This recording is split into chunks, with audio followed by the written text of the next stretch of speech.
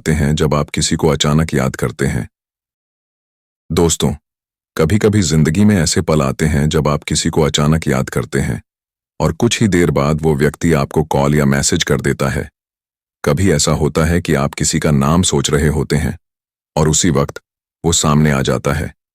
ऐसे पल हम सबने महसूस किए हैं, पर ज्यादातर लोग उन्हें बस संयोग समझकर भूल जाते हैं। लेकिन सच्चाई यह है, जब दो आत्माओं के बीच भावनात्मक या आध्यात्मिक जुड़ाव होता है तो ऊर्जा का आदान प्रदान शब्दों से परे होता है। यानी बिना बोले भी एक व्यक्ति दूसरे की भावनाओं को महसूस कर सकता है। मनोविज्ञान इसे टेलीपैथिक कनेक्शन कहता है और अध्यात्म इसे आत्मिक स्पंदन का मिलन मानता है। जब कोई व्यक्ति आपके बारे में सच्ची भावना रखता है, चाहे वह प्यार हो, अपनापन हो या चिंता, तो उसके विचार एक एनर्जी वेव के रूप में निकलते हैं और आपका अवचेतन मन उसे पकड़ लेता है। इसीलिए कभी कभी बिना किसी वजह के आप किसी के बारे में सोचने लगते हैं, क्योंकि आपकी आत्मा उस समय उसकी तरंगों को महसूस कर रही होती है। स्टोइक दर्शन कहता है, जो दिल से जुड़ा होता है उसे दूरी कभी अलग नहीं कर सकती। इसीलिए जब आप किसी को याद करते हैं और उसी वक्त वो भी आपको याद करता है, तो यह सिर्फ एक भावना नहीं बल्कि दो आत्माओं का संवाद होता है, बिना शब्द, बिना आवाज, बस एहसास के स्तर पर। याद रखो दोस्तों, रिश्ते सिर्फ शब्दों से नहीं चलते, वो ऊर्जा की अदृश्य डोर से बंधे होते हैं। और जब वो डोर सच्ची होती है तो चाहकर भी कोई उसे तोड़ नहीं सकता। दोस्तों, पहला और सबसे आम संकेत यही होता है, जब आप किसी व्यक्ति को बिना किसी खास वजह के बार बार याद करने लगते हैं। वो आपके मन में अचानक उभर आता है, कभी सुबह उठते ही, कभी काम करते वक्त, या फिर किसी शांत पल में जब आप खुद से बात कर रहे होते हैं। आप खुद सोचते हैं, मैं इसे इतना क्यों सोच रहा हूं, लेकिन जवाब बहुत गहरा होता है। वो व्यक्ति भी उसी वक्त आपको सोच रहा होता है। उसके विचार आपकी ऊर्जा को छू रहे होते हैं और आपका अवचेतन मन उस संकेत को पकड़ लेता है। मनोविज्ञान कहता है, जब दो लोगों के बीच भावनात्मक बंधन बन जाता है तो उनके दिमाग मिरर न्यूरॉन्स के जरिए एक दूसरे की तरंगें महसूस करते हैं। यानी अगर वो व्यक्ति आपके बारे में सोच रहा है तो उसका विचार आपके मस्तिष्क में एक हल्की कंपन पैदा करता है और आप अचानक उसे याद करने लगते हैं। आध्यात्मिक दृष्टि से इसे संबंध की पुकार कहा जाता है, क्योंकि जब आत्माएं जुड़ती हैं तो दूरी और समय का अर्थ मिट जाता है। वो चाहे किसी शहर में हो या किसी और देश में, आपका दिल उसकी उपस्थिति महसूस कर लेता है। स्टोइक दर्शन कहता है, जो तुम्हारे विचारों में बार बार लौटे वो तुम्हारे जीवन में कोई अर्थ लेकर आता है। इसलिए जब कोई व्यक्ति बार बार आपके ख्यालों में आए तो उसे हल्के में मत लीजिए। शायद यह एक संकेत है कि आप दोनों के बीच कोई अधूरा भावनात्मक संवाद चल रहा है। याद रखो दोस्तों, कभी कभी खामोश सोच भी दिलों को जोड़ने का सबसे सशक्त माध्यम होती है। अगर आपने भी कभी ऐसा अनुभव किया है कि आप किसी को याद करें और वही आपको याद करे, तो अभी इस वीडियो को लाइक कर दीजिए। दोस्तों, कभी कभी जब आप किसी को बहुत ज्यादा याद नहीं भी कर रहे होते, फिर भी वो आपके सपनों में बार बार आने लगता है। कभी मुस्कुराता हुआ, कभी कुछ कहता हुआ, या कभी बस आपको देखता हुआ। ये कोई साधारण बात नहीं होती, ये उस आत्मिक जुड़ाव का संकेत होता है जो शब्दों के पार जाकर ऊर्जा के स्तर पर काम करता है। मनोविज्ञान के अनुसार सपने सिर्फ कल्पना नहीं होते, बल्कि वो हमारे अवचेतन मन की अनसुलझी भावनाओं का प्रतिबिंब होते हैं। अगर कोई व्यक्ति बार बार आपके सपनों में आता है तो इसका अर्थ है कि आपकी और उसकी ऊर्जा एक ही तरंग पर कंपन कर रही है। आप दोनों के बीच एक ऐसा भावनात्मक संवाद चल रहा होता है जो दिन की शांति में सुनाई नहीं देता, लेकिन रात की खामोशी में महसूस किया जा सकता है। आध्यात्मिक दृष्टि से यह संकेत और भी गहरा है। कहा जाता है कि जब दो आत्माएं एक दूसरे को याद करती हैं तो वे ड्रीम प्लेन पर एक दूसरे से संवाद करती हैं।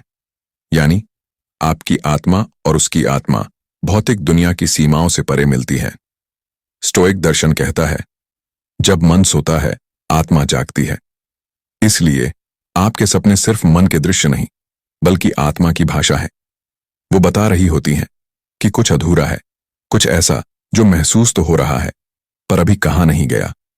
याद रखो दोस्तों, कभी कभी हमारा दिल वो सुनता है जो शब्द कह नहीं पाते, और सपने उसी संवाद की गूंज होते हैं। दोस्तों, क्या कभी ऐसा हुआ है कि आप बिल्कुल शांत बैठे हों और अचानक एक अजीब सी बेचैनी महसूस हो, या फिर आपका मूड अचानक बहुत हल्का और खुश हो जाए बिना किसी स्पष्ट कारण के? अगर हाँ, तो ये सिर्फ मन का खेल नहीं है, ये ऊर्जा के स्तर पर एक अदृश्य जुड़ाव का परिणाम है। मनोविज्ञान कहता है कि जब दो लोगों के बीच गहरा भावनात्मक या आत्मिक संबंध होता है, तो उनकी इमोशनल फ्रीक्वेंसी एक दूसरे से जुड़ जाती है। यानी अगर वो व्यक्ति उदास है, तो उसका मनोभाव आपके भीतर भी हल्की बेचैनी पैदा कर सकता है, और अगर वो खुश है, तो आपकी ऊर्जा भी अचानक हल्की और प्रसन्न हो जाती है। इस घटना को इमोशनल सिंक्रोनाइजेशन कहा जाता है। यह अक्सर उन लोगों के बीच होता है जिनके बीच कोई गहरी आत्मिक पहचान होती है। वो व्यक्ति चाहे आपसे दूर हो, फिर भी उसका मूड आपकी आत्मा तक पहुंच जाता है। आध्यात्मिक दृष्टि से इसे एनर्जी ट्रांसफर कहा गया है। जब दो आत्माएं जुड़ी होती हैं, तो वे लगातार एक दूसरे की तरंगें महसूस करती रहती हैं। इसलिए कई बार आपका मन बिना किसी कारण हंसने या रोने लगता है, क्योंकि किसी और की ऊर्जा आपकी आत्मा को छू रही होती है। स्टोइक दर्शन कहता है, जो आत्मा से जुड़ा हो, उसकी उपस्थिति अनुपस्थिति में भी महसूस होती है, और यही यहां होता है। वो व्यक्ति आपके जीवन में हो या ना हो, आपका दिल उसके स्पंदन को पहचान लेता है। याद रखो दोस्तों, सच्चे जुड़ाव को दूरी मिटा नहीं सकती, क्योंकि वो शरीर नहीं, आत्मा का संबंध होता है। और जब आत्माएं एक बार जुड़ जाए, तो वे हर भावना एक दूसरे से बांटती हैं, खुशी भी और शांति भी।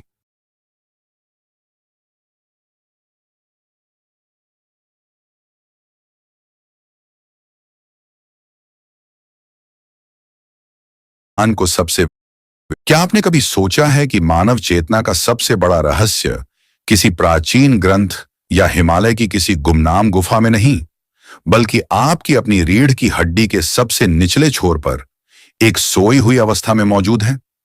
एक ऐसी शक्ति जो इतनी प्रचंड और दिव्य है कि प्राचीन अवासियों ने उसे सर्पिणी या सोए हुए सांप की उपमा दी। एक ऐसी ब्रह्मांडीय ऊर्जा जो 3.5 कुंडल मारकर आपके मूलाधार चक्र में सदियों से आपके जागने की प्रतीक्षा कर रही है। ये कोई कोरी कल्पना या दार्शनिक विचार नहीं है। ये आपके भीतर छिपी हुई आपकी अपनी अनंत क्षमता का ब्लूप्रिंट है। इसे ही कुंडलिनी कहते हैं, आत्मा की वो गुप्त अग्नि जो जब जागृत होती है तो साधारण मनुष्य को देवत्व का अनुभव करा सकती है। ये वो पुल है जो आपकी सीमित पहचान को आपकी असीम आत्मा से जोड़ता है। लेकिन ये शक्ति जितनी परिवर्तनकारी है, उतनी ही रहस्यमयी और खतरनाक भी। इसे जगाना कोई खेल नहीं, बल्कि एक गहन आध्यात्मिक प्रक्रिया है। एक ऐसी यात्रा जिसके लिए साहस, तैयारी और सही मार्गदर्शन की आवश्यकता होती है। आज के इस सफर में हम इसी सोई हुई शक्ति के रहस्यों से पर्दा उठाएंगे। हम जानेंगे कि कुंडलिनी वास्तव में क्या है, प्राचीन तंत्र और योग के ग्रंथ इसके बारे में क्या कहते हैं, इसके जागरण से किस तरह की अनुभूतियां और सिद्धियां प्राप्त हो सकती हैं, और सबसे महत्वपूर्ण, वो कौन से संकेत हैं जो बताते हैं कि आपके भीतर ये दिव्य ऊर्जा जागृत हो रही है। तो अपनी चेतना के द्वार खोल लीजिए और मेरे साथ इस रहस्यमय यात्रा पर चलिए, क्योंकि आज हम उस गुप्त शक्ति को समझने की कोशिश करेंगे जो आपको आपसे मिलाने की क्षमता रखती है। स्वीकृत। मैं अब ऐतिहासिक दार्शनिक संदर्भ, हिस्टोरिकल फिलोसॉफिकल कॉन्टेक्स्ट खंड प्रस्तुत कर रहा हूं। कुंडलिनी का ज्ञान कोई नई या आधुनिक खोज नहीं है। इसकी जड़ें इतनी गहरी हैं कि वे हमारी सभ्यता के उषाकाल तक जाती हैं। यह वो गुप्त विज्ञान है जिसे हजारों वर्षों तक केवल गुरु शिष्य परंपरा में ही एक कान से दूसरे कान तक पहुंचाया जाता रहा। इसके सबसे प्राचीन संकेत हमें उपनिषदों में मिलते हैं, विशेषकर योग उपनिषदों में, जैसे योग कुंडलिनी उपनिषद और ध्यान बिंदु उपनिषद। इन ग्रंथों में इसे आत्मशक्ति या परम शक्ति के रूप में वर्णित किया गया है, जो मोक्ष का द्वार खोलने वाली कुंजी है। लेकिन इस ज्ञान को सबसे व्यवस्थित और विस्तृत रूप में प्रस्तुत किया गया तंत्र के महान विज्ञान में। तंत्र ब्रह्मांड को शिव और शक्ति के दिव्य खेल के रूप में देखता है। शिव जो परम चेतना है, और शक्ति जो ब्रह्मांड की समस्त ऊर्जा और अभिव्यक्ति है। और आपके भीतर यही शक्ति कुंडलिनी के रूप में सोई हुई है। तंत्र शरीर को पाप का घर नहीं, बल्कि एक पवित्र यंत्र मानता है, एक ऐसा ब्रह्मांड जिसमें संपूर्ण ब्रह्मांड के रहस्य छिपे हैं। कुंडलिनी जागरण उसी आंतरिक ब्रह्मांड के रहस्यों को खोलने की प्रक्रिया है। मध्य काल में महायोगी गोरखनाथ और मत्स्येंद्रनाथ जैसे नाथ सिद्धों ने इस ज्ञान को हठयोग के माध्यम से एक नई ऊंचाई दी। हठयोग प्रदीपिका जैसे ग्रंथों में स्पष्ट रूप से उन आसनों, प्राणायामों, मुद्राओं और बंधों का वर्णन है जिनका एकमात्र उद्देश्य इस सोई हुई सर्पिणी को जगाकर सुषुम्ना नाड़ी, ऊर्जा के केंद्रीय राजमार्ग से ऊपर की ओर ले जाना है। तो प्रश्न उठता है कि इस ज्ञान को इतना गुप्त क्यों रखा गया? इसका कारण इसकी प्रचंड शक्ति में ही छिपा है। कुंडलिनी का जागरण एक परमाणु रिएक्टर को शुरू करने जैसा है। यदि इसे सही तैयारी, शुद्ध मन और योग्य मार्गदर्शन के बिना किया जाए तो यह साधक के मानसिक और शारीरिक तंत्र को पूरी तरह से नष्ट कर सकता है। यह ऊर्जा आपकी कल्पना से परे है। इसीलिए गुरु शिष्य की पात्रता को सालों साल परखने के बाद ही इस गुप्त ज्ञान का द्वार उसके लिए खोलते थे। यह सिर्फ भारत तक ही सीमित नहीं है। दुनिया की लगभग हर रहस्यवादी परंपरा में इस ऊर्जा का जिक्र मिलता है, भले ही नाम अलग अलग हों। प्राचीन मिस्र में इसे सर्पेंट पावर, ताओवाद में ची, क्यूई या जीवन शक्ति और रहस्यवादी ईसाई धर्म में इसे पवित्र आत्मा, होली स्पिरिट के अवतरण के रूप में वर्णित किया गया है। यह इस बात का प्रमाण है कि कुंडलिनी का अनुभव एक सार्वभौमिक मानवीय संभावना है। यह ज्ञान केवल दर्शन शास्त्र नहीं है, यह एक प्रायोगिक विज्ञान है जिसे आर्षियों ने अपने ही शरीर की प्रयोगशाला में हजारों वर्षों तक सिद्ध किया है। यह अहम ब्रह्मास्मि अर्थात मैं ही ब्रह्म हूं के महावाक्य को केवल बौद्धिक रूप से समझने की नहीं, बल्कि उसे अपनी हर कोशिका में अनुभव करने की विधि है। तो आखिर यह कुंडलिनी है क्या? क्या यह सचमुच हमारी रीढ़ में बैठा कोई सांप है? नहीं, सर्पिणी या सांप केवल एक प्रतीक है। यह प्रतीक उसकी सोई हुई अवस्था, उसकी कॉइल्ड या कुंडलित प्रकृति और उसके जागने पर होने वाली सर्पिल गति को दर्शाता है।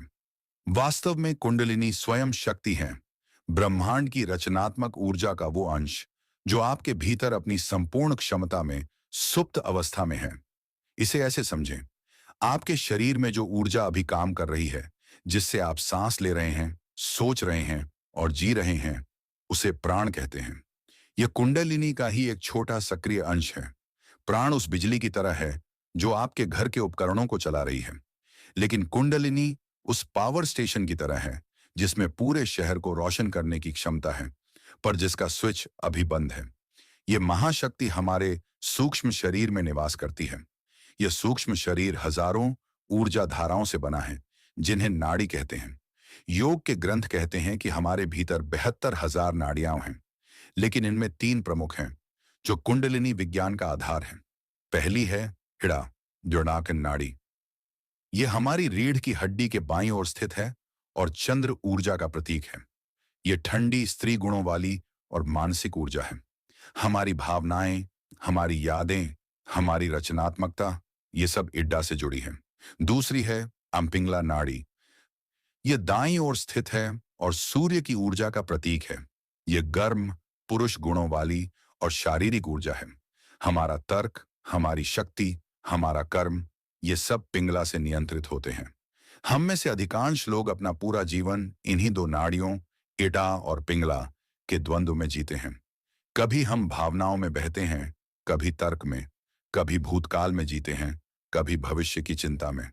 लेकिन एक तीसरी और सबसे महत्वपूर्ण नाड़ी भी है जो इन दोनों के बीच में स्थित है, सुषुम्ना नाड़ी आठी।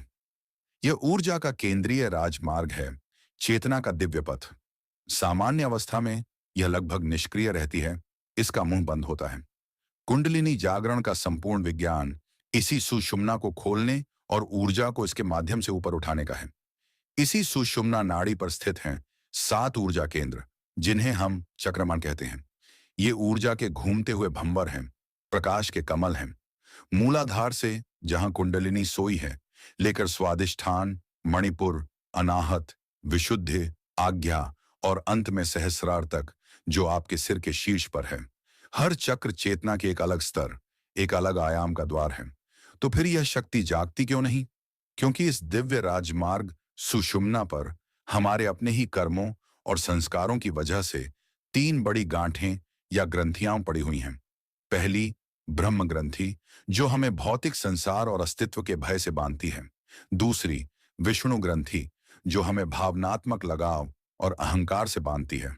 और तीसरी, रुद्र ग्रंथि, जो हमें अपनी व्यक्तिगत पहचान और सिद्धियों के मोह से बांधती है।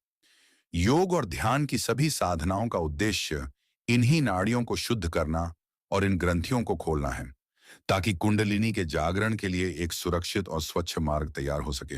जब नाड़ियां शुद्ध हो जाती हैं, ग्रंथियां शिथिल पड़ जाती हैं और साधक की चेतना तैयार होती है, तब वो दिव्य क्षण आता है। कुंडलिनी अनंत काल की निद्रा से जागना शुरू करती है। यह जागरण कोई एक घटना नहीं, बल्कि एक प्रक्रिया है। शुरुआत में इसके संकेत बहुत सूक्ष्म हो सकते हैं। आपको अपनी रीढ़ की हड्डी के निचले हिस्से में एक अजीब सी गर्मी, एक स्पंदन या चींटियों के चलने जैसी अनुभूति हो सकती है। अचानक बिना किसी कारण के आपके शरीर में जोर जोर से कंपन या अनैच्छिक क्रियाएं, जिन्हें यौगिक क्रिया कहते हैं, होने लग सकती हैं। ये शरीर में फंसी हुई गहरी ऊर्जाओं के मुक्त होने का संकेत है। मानसिक स्तर पर आपको तीव्र भावनात्मक उतार चढ़ाव का अनुभव हो सकता है। कभी अकारण ही आंखों से आनंद के आंसू बहने लगते हैं, तो कभी दबे हुए पुराने भय और स्मृतियां सतह पर आकर मुक्त होने लगती हैं। आपकी इंद्रियां अत्यंत संवेदनशील हो जाती हैं। आपको दिव्य सुगंध, अलौकिक संगीत, जिसे अनाहत नाद कहते हैं, या बंद आंखों से तीव्र प्रकाश दिख सकता है। जब यह जागृत शक्ति सुषुम्ना के मार्ग पर अपनी यात्रा शुरू करती है, तो यह एक एक करके हर चक्र का भेदन करती है। जैसे ही यह किसी चक्र को छूती है, उस चक्र से संबंधित चेतना का तल और उससे जुड़े कर्म सक्रिय और शुद्ध होने लगते हैं। जब यह ब्रह्म ग्रंथि को भेदती है, तो आप अपने अस्तित्व से जुड़े भय और भौतिक संसार के बंधन से मुक्त महसूस करने लगते हैं। जब यह अनाहत चक्र पर विष्णु ग्रंथि को भेदती है, तो आपका हृदय खुल जाता है।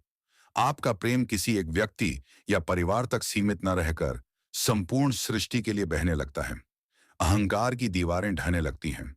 और जब यह आज्ञा चक्र पर रुद्र ग्रंथि का भेदन करती है, तो मैं का अंतिम भ्रम भी मिट जाता है।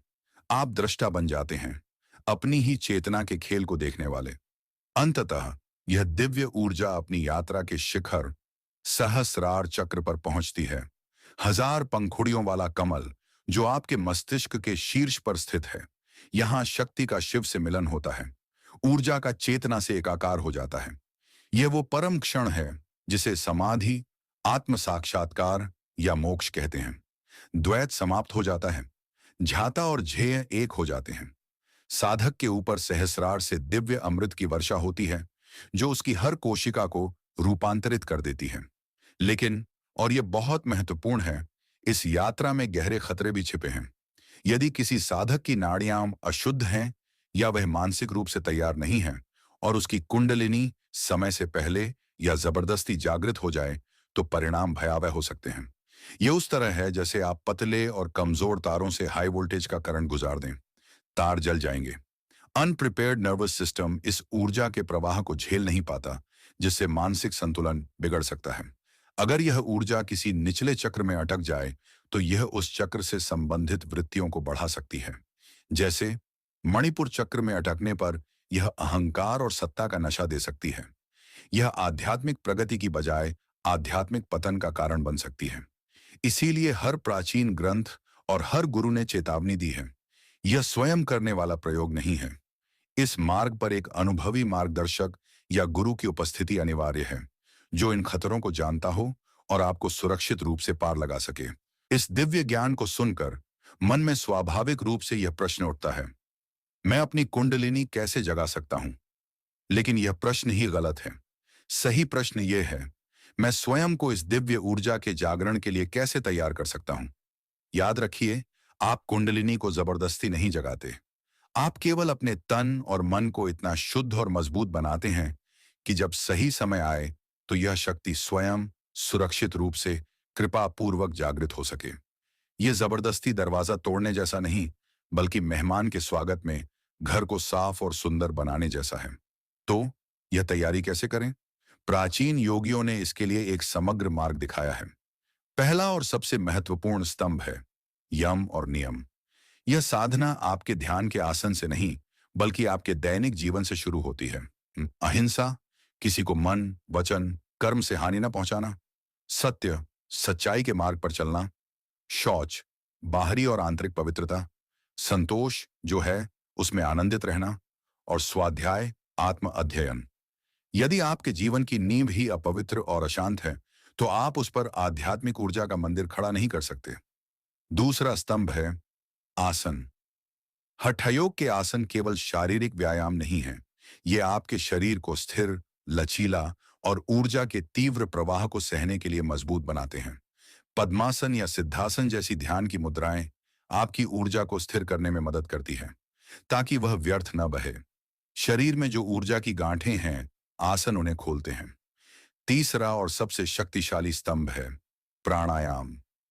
प्राण यानी आपकी सांस ऊर्जा के जगत की चाबी है। प्राणायाम के द्वारा आप सीधे अपनी नाड़ियों को प्रभावित कर सकते हैं। इसके लिए सबसे सुरक्षित और प्रभावी तकनीक है नाड़ी शोधन प्राणायाम, ऑल्टरनेट नॉस्ट्रल ब्रीदिंग। जब आप अपनी बाएं नासिका से सांस लेकर दाएं से छोड़ते हैं और दाएं से लेकर बाएं से छोड़ते हैं, तो आप अपनी इड्डा और पिंगला यानी चंद्र और सूर्य ऊर्जा में संतुलन लाते हैं। जब ये दोनों नाड़ियां संतुलित होती हैं, तभी सुषुम्ना का द्वार खुलने की संभावना बनती है। यह उस दिव्य संगीत को छेड़ने से पहले अपने वाद्य यंत्र को सुर में मिलाने जैसा है। चौथा स्तंभ है ध्यान। एक अशांत और बिखरा हुआ मन कुंडलिनी की शक्ति को धारण नहीं कर सकता। ध्यान उस मन को शांत और एकाग्र करने की प्रक्रिया है।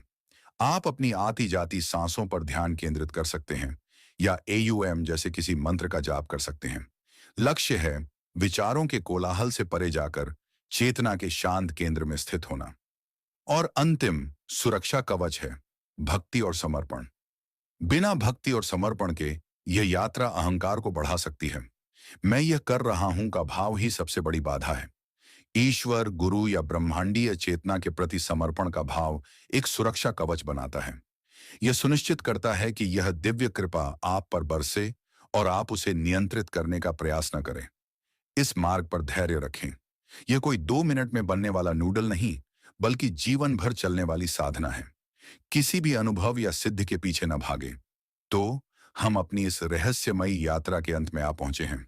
हमने अपनी रीढ़ में सोई हुई उस सर्पिणी शक्ति के रहस्य को छुआ।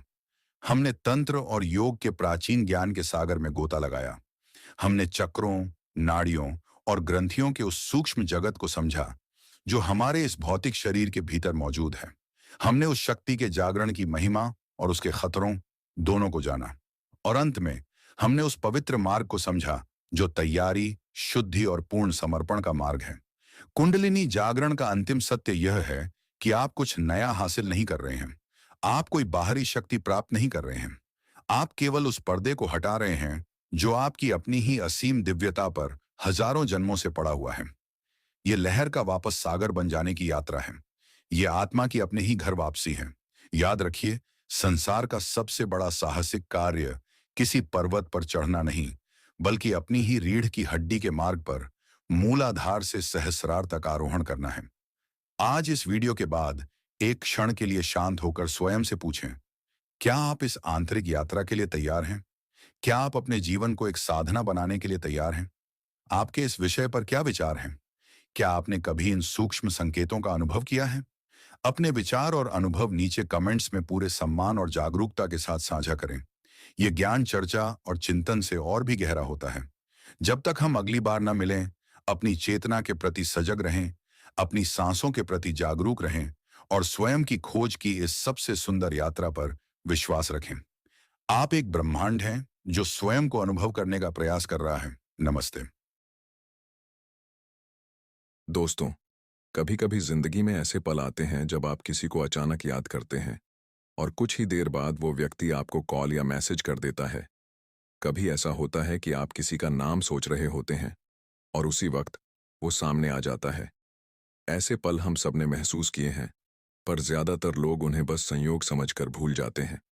लेकिन सच्चाई यह है, जब दो आत्माओं के बीच भावनात्मक या आध्यात्मिक जुड़ाव होता है, तो ऊर्जा का आदान प्रदान शब्दों से परे होता है।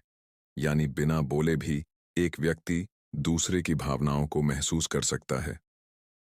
मनोविज्ञान इसे टेलीपैथिक कनेक्शन कहता है और अध्यात्म इसे आत्मिक स्पंदन का मिलन मानता है।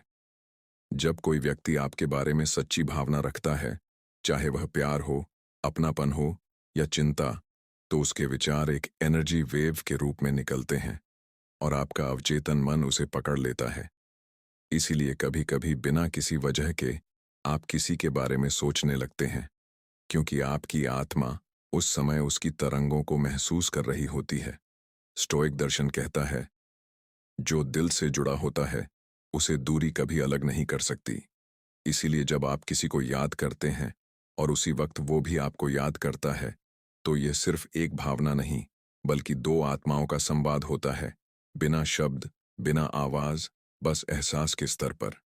याद रखो दोस्तों, रिश्ते सिर्फ शब्दों से नहीं चलते, वो ऊर्जा की अदृश्य डोर से बंधे होते हैं। और जब वो डोर सच्ची होती है तो चाहकर भी कोई उसे तोड़ नहीं सकता। दोस्तों, पहला और सबसे आम संकेत यही होता है जब आप किसी व्यक्ति को बिना किसी खास वजह के बार बार याद करने लगते हैं। वो आपके मन में अचानक उभर आता है, कभी सुबह उठते ही, कभी काम करते वक्त, या फिर किसी शांत पल में जब आप खुद से बात कर रहे होते हैं। आप खुद सोचते हैं, मैं इसे इतना क्यों सोच रहा हूं, लेकिन जवाब बहुत गहरा होता है। वो व्यक्ति भी उसी वक्त आपको सोच रहा होता है। उसके विचार आपकी ऊर्जा को छू रहे होते हैं और आपका अवचेतन मन उस संकेत को पकड़ लेता है। मनोविज्ञान कहता है, जब दो लोगों के बीच भावनात्मक बंधन बन जाता है तो उनके दिमाग मिरर न्यूरॉन्स के जरिए एक दूसरे की तरंगें महसूस करते हैं। यानी अगर वो व्यक्ति आपके बारे में सोच रहा है तो उसका विचार आपके मस्तिष्क में एक हल्की कंपन पैदा करता है और आप अचानक उसे याद करने लगते हैं। आध्यात्मिक दृष्टि से इसे संबंध की पुकार कहा जाता है, क्योंकि जब आत्माएं जुड़ती हैं तो दूरी और समय का अर्थ मिट जाता है। वो चाहे किसी शहर में हो या किसी और देश में, आपका दिल उसकी उपस्थिति महसूस कर लेता है। स्टोइक दर्शन कहता है, जो तुम्हारे विचारों में बार बार लौटे वो तुम्हारे जीवन में कोई अर्थ लेकर आता है। इसलिए जब कोई व्यक्ति बार बार आपके ख्यालों में आए तो उसे हल्के में मत लीजिए। शायद यह एक संकेत है कि आप दोनों के बीच कोई अधूरा भावनात्मक संवाद चल रहा है। याद रखो दोस्तों, कभी कभी खामोश सोच भी दिलों को जोड़ने का सबसे सशक्त माध्यम होती है। अगर आपने भी कभी ऐसा अनुभव किया है कि आप किसी को याद करें और वही आपको याद करे, तो अभी इस वीडियो को लाइक कर दीजिए। दोस्तों, कभी कभी जब आप किसी को बहुत ज्यादा याद नहीं भी कर रहे होते, फिर भी वो आपके सपनों में बार बार आने लगता है। कभी मुस्कुराता हुआ, कभी कुछ कहता हुआ, या कभी बस आपको देखता हुआ। ये कोई साधारण बात नहीं होती, ये उस आत्मिक जुड़ाव का संकेत होता है जो शब्दों के पार जाकर ऊर्जा के स्तर पर काम करता है। मनोविज्ञान के अनुसार सपने सिर्फ कल्पना नहीं होते, बल्कि वो हमारे अवचेतन मन की अनसुलझी भावनाओं का प्रतिबिंब होते हैं। अगर कोई व्यक्ति बार बार आपके सपनों में आता है तो इसका अर्थ है कि आपकी और उसकी ऊर्जा एक ही तरंग पर कंपन कर रही है। आप दोनों के बीच एक ऐसा भावनात्मक संवाद चल रहा होता है जो दिन की शांति में सुनाई नहीं देता, लेकिन रात की खामोशी में महसूस किया जा सकता है। आध्यात्मिक दृष्टि से यह संकेत और भी गहरा है। कहा जाता है कि जब दो आत्माएं एक दूसरे को याद करती हैं तो वे ड्रीम प्लेन पर एक दूसरे से संवाद करती हैं। यानी आपकी आत्मा और उसकी आत्मा भौतिक दुनिया की सीमाओं से परे मिलती है। स्टोइक दर्शन कहता है, जब मन सोता है आत्मा जागती है। इसलिए आपके सपने सिर्फ मन के दृश्य नहीं बल्कि आत्मा की भाषा है। वो बता रही होती हैं कि कुछ अधूरा है, कुछ ऐसा जो महसूस तो हो रहा है पर अभी कहाँ नहीं गया। याद रखो दोस्तों, कभी कभी हमारा दिल वो सुनता है जो शब्द कह नहीं पाते, और सपने उसी संवाद की गूंज होते हैं। दोस्तों, क्या कभी ऐसा हुआ है कि आप बिल्कुल शांत बैठे हों और अचानक एक अजीब सी बेचैनी महसूस हो, या फिर आपका मूड अचानक बहुत हल्का और खुश हो जाए बिना किसी स्पष्ट कारण के? अगर हाँ, तो ये सिर्फ मन का खेल नहीं है, ये ऊर्जा के स्तर पर एक अदृश्य जुड़ाव का परिणाम है। मनोविज्ञान कहता है कि जब दो लोगों के बीच गहरा भावनात्मक या आत्मिक संबंध होता है तो उनकी इमोशनल फ्रीक्वेंसी एक दूसरे से जुड़ जाती है। यानी अगर वो व्यक्ति उदास है तो उसका मनोभाव आपके भीतर भी हल्की बेचैनी पैदा कर सकता है, और अगर वो खुश है तो आपकी ऊर्जा भी अचानक हल्की और प्रसन्न हो जाती है। इस घटना को इमोशनल सिंक्रोनाइजेशन कहा जाता है। यह अक्सर उन लोगों के बीच होता है जिनके बीच कोई गहरी आत्मिक पहचान होती है। वो व्यक्ति चाहे आपसे दूर हो, फिर भी उसका मूड आपकी आत्मा तक पहुंच जाता है। आध्यात्मिक दृष्टि से इसे एनर्जी ट्रांसफर कहा गया है। जब दो आत्माएं जुड़ी होती हैं तो वे लगातार एक दूसरे की तरंगें महसूस करती रहती हैं। इसलिए कई बार आपका मन बिना किसी कारण हंसने या रोने लगता है, क्योंकि किसी और की ऊर्जा आपकी आत्मा को छू रही होती है। स्टोइक दर्शन कहता है, जो आत्मा से जुड़ा हो उसकी उपस्थिति अनुपस्थिति में भी महसूस होती है, और यही यहां होता है। वो व्यक्ति आपके जीवन में हो या ना हो, आपका दिल उसके स्पंदन को पहचान लेता है। याद रखो दोस्तों, सच्चे जुड़ाव को दूरी मिटा नहीं सकती, क्योंकि वो शरीर नहीं, आत्मा का संबंध होता है। और जब आत्माएं एक बार जुड़ जाए तो वे हर भावना एक दूसरे से बांटती हैं, खुशी भी और शांति भी।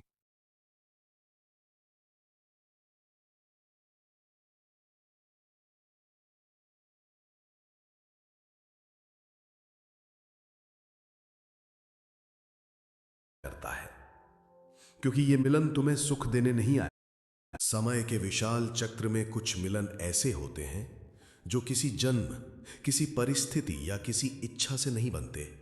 वे स्वयं सृष्टि के हृदय से उत्पन्न होते हैं। तुम सोचते हो तुम किसी से यूं ही मिल गए, पर मैं कहता हूं ये मिलन पूर्व नियोजित है। तुम दोनों का मिलन तय है। ये वो मिलन है जो कर्मों से नहीं, आत्मा के संकल्प से बंधा है। जब दो आत्माएं अलग अलग जन्मों में अपने अनुभवों से गुजरकर एक ही स्पंदन तक पहुंचती हैं, तो ब्रह्मांड स्वयं उनके मिलन की योजना बनाता है। ये मिलन किसी रोमांटिक कल्पना का परिणाम नहीं, ये मिलन युगों पुरानी अधूरी साधना का विस्तार है। जब दो आत्माएं अपने भीतर की अपूर्णता को पहचानती हैं और उस अपूर्णता से ऊपर उठती हैं, तभी ब्रह्मांड उन्हें एक दूसरे के सामने खड़ा करता है। क्योंकि ये मिलन तुम्हें सुख देने नहीं आया है, ये मिलन तुम्हें जगाने आया है। जो तुम्हें देखकर तुम्हारा हृदय कांपता है, वो तुम्हारा दर्पण है। वो तुम्हें तुम्हारा अपना प्रतिबिंब दिखाता है, ताकि तुम जान सको कि प्रेम केवल पाने का नाम नहीं, बल्कि स्वयं को पहचानने का मार्ग है। मैंने पार्वती को पाने के लिए वर्षों तप किया था, क्योंकि मुझे पता था कि ये प्रेम केवल आकर्षण नहीं, ये परम जागरण का मार्ग है। तुम्हारा भी वही मार्ग है। तुम्हारा मिलन भी उसी दिव्य योजना का हिस्सा है। पर याद रखना, हर मिलन का स्वरूप भौतिक नहीं होता। कभी वो आत्मा रूप में तुम्हारे साथ चलती है, कभी वो तुम्हारे कर्मों में बस जाती है, कभी तुम्हारे स्वप्नों में, और कभी तुम्हारे भीतर एक शक्ति बनकर जाग उठती है। तुम दोनों का मिलन तय है, क्योंकि तुम दोनों एक ही ऊर्जा के दो छोर हो, एक शक्ति, दूसरा शिव। तुम्हारा मिलन तब होगा जब दोनों अपने भीतर के भय, अपेक्षाएं और भ्रम को त्याग देंगे। जब प्रेम किसी रूप से, किसी समय से, किसी परिणाम से बंधा नहीं रहेगा, तब ये मिलन अपने आप घटेगा। ब्रह्मांड को किसी को जल्दी या देर नहीं होती। वो तभी दरवाजा खोलता है जब दोनों आत्माएं एक ही तरंग पर पहुंच जाती हैं। हे साधक, अगर तुम किसी के लिए प्रतीक्षा कर रहे हो तो ये मत समझो कि तुम ठहरे हुए हो। तुम रूपांतरित हो रहे हो। तुम्हारे भीतर प्रेम का विस्तार हो रहा है। हर बार जब तुम उसके बारे में सोचते हो, हर बार जब